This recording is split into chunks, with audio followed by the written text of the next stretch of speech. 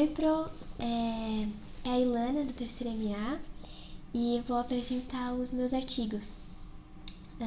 Eu vou tentar usar a mesma dinâmica que tinha nas aulas, de falar sobre eles, falar como eles são, se eu achei fácil ou não, se eu gostei e se eu penso em fazer parecido os temas do meu TCC. Eu escolhi a Revista Brasileira de Plantas Medicinais, o Qualis em Biomedicina, B2. E todos os meus artigos são de biomedicina, né? O primeiro artigo, né? Eu vou ficar olhando para baixo porque tem minhas anotações aqui. Vou tentar falar rápido porque é bastante coisa, né? Primeiro, Tia Occidentalis como tratamento alternativo de papilomitose canina. Bom, o artigo começa falando sobre a papilomitose canina, que é um vírus, o papiloma, e ele costuma dar várias, parecem verrugas nas gengivas e mucosas dos cachorros. E o estudo utilizou essa planta. Ela também é utilizada em humanos para tratamento de verrugas, eu pesquisei. O tratamento foi não falou o número de cachorros, foi com diferentes portes, raças e origens, como canil ou doméstico, e foi prescrito a mesma quantidade homeopática, foram 2 mg por dia, nos cachorros que apresentavam já essas verruguinhas, né, do papiloma. E os resultados foram muito bons. No 7º dia já foi considerado um regresso da região afetada. E no 15º dia foi o regresso total de todos os cachorros. Já não apresentavam mais sintomas e já não tinham mais as verrugas. Deixa eu ver. O preço é acessível desse medicamento, foi um bom ponto. Não utilizou gráficos, foi só o texto discursivo e imagens também da regressão da doença ao longo dos dias. Foi muito legal ver. Eu gostei bastante do artigo. O segundo, efeito embriotóxico teratogênico e abortivo de plantas medicinais. Bom, esse artigo foi bastante curto e breve. Na introdução era a que mais tinha, né, coisa escrita. Falou sobre as plantas medicinais que sempre foram utilizadas. A maioria realmente faz essa introdução, né? E o objetivo foi catalogar e listar as principais plantas que podem dar um risco na gravidez, né? Eu pesquisei, tinha realmente só uma lista de várias plantas, tanto o nome científico como o nome popular. O nome popular só tinha de algumas, a maioria só tinha o nome científico mesmo. Muitas, né? Eu separei 4, acho que das mais famosas, que eu já tinha ouvido falar, pelo menos. A arnica, artemisia, arruda, barbatimão e boldo. Ele não explica o que cada planta causa nem nada, realmente é só a lista. Eu pesquisei sobre os que são os efeitos teratogênicos, embriotoxicidade. Todos eu achei bem difícil de entender sozinha. São anomalias congênitas, né, o efeito teratogênico na circulação, a embriotoxicidade é a perturbação no desenvolvimento embrionário. Depende de cada planta também, do que dificultou. Eu acho que esse artigo poderia ter sido bem mais abrangente e falar sobre as plantas, mas como no objetivo eles falarem que era listar, eles realmente só fizeram isso mesmo. Eu gosto desse assunto sobre saúde da mulher e eu fiquei um pouco decepcionada, que eu achei que ia ser bem mais abrangente. Mas eu gostei. Foi fácil de ler. As palavras-chave eu esqueci, eu esqueço. É a segunda vez que eu tô fazendo esse vídeo por causa disso. No primeiro, né, as palavras-chave que eu falei do papilomavírus, né, tia occidentalis e homeopatia canina. Nesse daqui, as palavras-chave é plantas medicinais, segurança e gravidez. Agora o terceiro. Plantas utilizadas por idosos com o diagnóstico de diabetes mellitus, no tratamento dos sintomas da doença. Bom, esse artigo eu gostei bastante, ele foi bem abrangente, falou de bastante coisa. Ele começou falando que o Ministério da Saúde implantou uma política nacional de plantas medicinais no SUS como uma terapia complementar. No título dá a entender que o tratamento foi pelas plantas, mas não é, foi um tratamento, uma terapia complementar dos sintomas. Foi entrevistado 18 idosos de 60 a 77 anos. Muitos deles já tinham conhecimento anterior, prévio, né? Todos, na verdade, tinham conhecimento anterior sobre as plantas, por isso que eles aceitaram participar da pesquisa. Muitos sabiam de tradições familiares, outros pesquisando na internet, e um alegou que Deus disse em oração para ele sobre a planta. É muito legal trabalhar com comunidade, né? E, bom, as plantas, as três, né? As três são comprovadas cientificamente os efeitos. Os efeitos anti-inflamatório, analgésico, anti-ulcerativo, anti-inflamatório, de novo eu escrevi, e um potencial antidiabético mesmo. As plantas são Sphagneticola trilobata, que é o margaridão, né? Amarelo, é muito bonito. A Bainia, que é a pata de vaca roxa. E a Syzygium cumine, que é o jamelão ou jambolão. Dos 18 idosos, 2 pararam de fazer o tratamento no meio da pesquisa. Um porque ele alegou que ele não tinha mais sintomas, então ele parou de fazer o tratamento. E o outro falou que deu um problema no olho dele, na vista. Mas o artigo não falou sobre isso, só citou. Eu fui pesquisar e não achei nada sobre. Mas enfim. Deixa eu ver. O estudo foi muito positivo. A única crítica que eles fizeram foi sobre os problemas, foi na comunidade mesmo, com as formas de preparo inadequado e armazenamento também. Mas só não falou o que causou isso ou quando, só realmente citou. E ele conclui falando da importância dos estudos farmacológicos para ajudar a comunidade mesmo e os profissionais de saúde, que muitos não têm esse conhecimento, mas é necessário para o bem comum, né? Principalmente em regiões do interior, que ainda assim é comum usar plantas medicinais. As palavras-chave são idosos, diabetes e plantas medicinais. Quarto,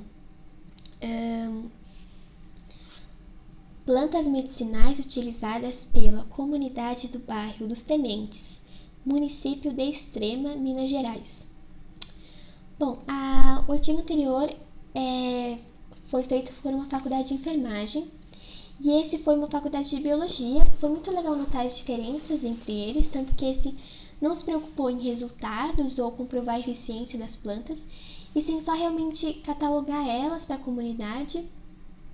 Mas diferente do que falou sobre as plantas abortivas, foi bem mais abrangente.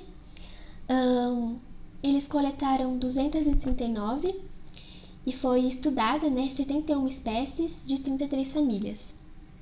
Estudaram as folhas e os ramos, e a maioria da Mata Atlântica são bem características. Utilizaram o método de infusão. O artigo anterior também foi método de infusão, acho que eu esqueci de falar. Também foi sobre um questionário pela comunidade, foram 50 entrevistados, mas não tem informação sobre idade nem nada deles. Um material que eles utilizaram, as plantas, foram secas, herborizadas e mandadas para o laboratório. E a identificação foi por meio de comparação. O objetivo, eu já falei, foi catalogar e a relação dela com a comunidade. Nesse artigo é uma lista muito grande de muitas plantas, cada uma com o nome popular, o nome científico, a região que foi encontrada, alguma coisa sobre o laboratório, que eu não entendi essa informação, mas enfim, e o que ela costuma ser tratada, é realmente muitas plantas, 71 espécies, para inúmeros problemas. Eu separei algumas para só citar.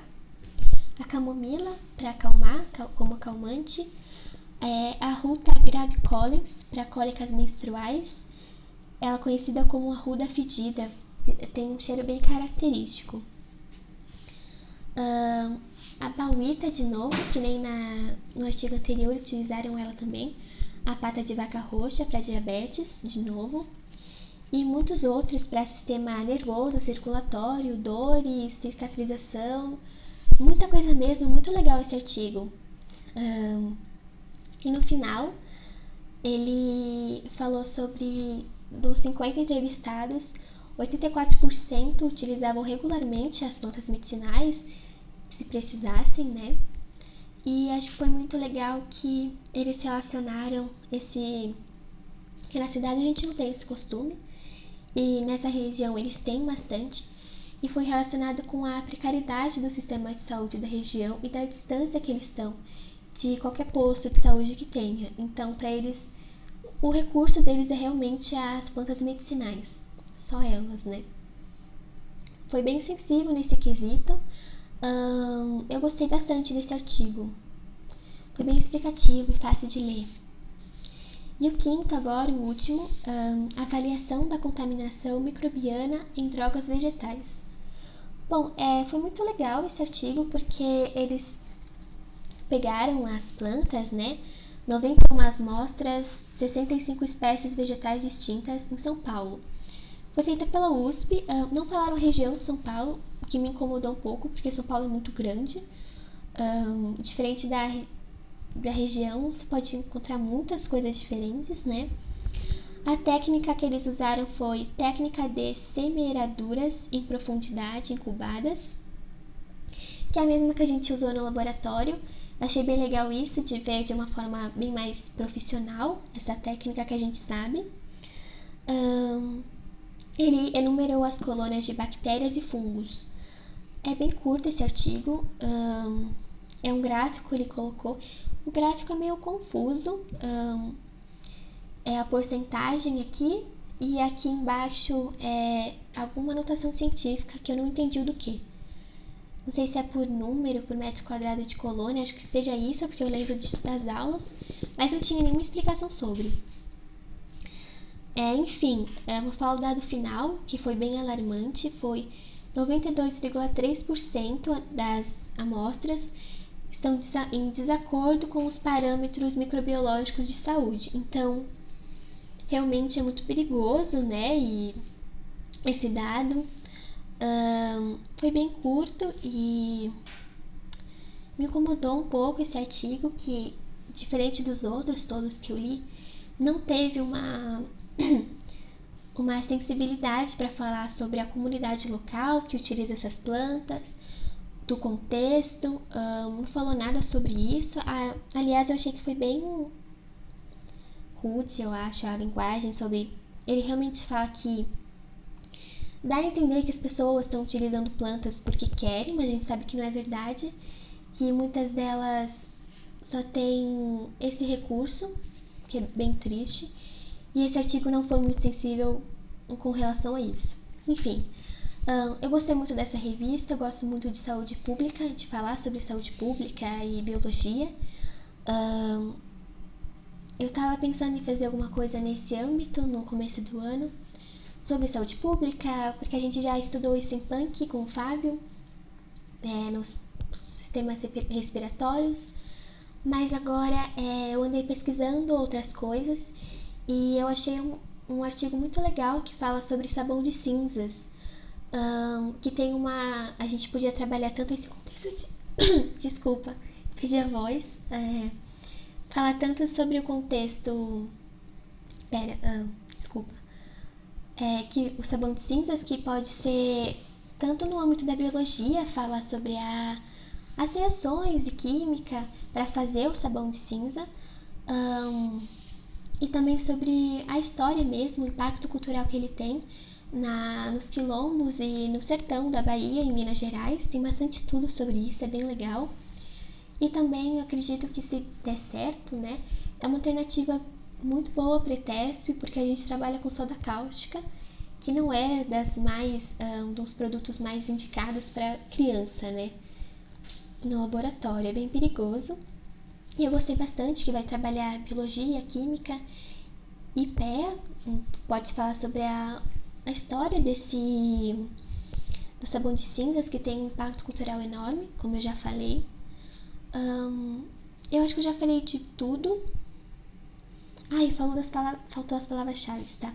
Do quarto artigo sobre a comunidade, eu escolhi plantas medicinais, precarização do sistema de saúde pública e listagem, né, que foi uma lista. E do último, eu escolhi contaminação microbiana, fungos, bactérias e cidade de São Paulo, porque também não tinha muita informação sobre eles. Eu acredito que eu falei sobre tudo. Gostei muito de fazer essa atividade. Gosto muito de ler esses artigos sobre as coisas que eu gosto, né, que são saúde. E é isso, eu vou parar de falar que eu acho que já deu bastante tempo. Tchau, Pro!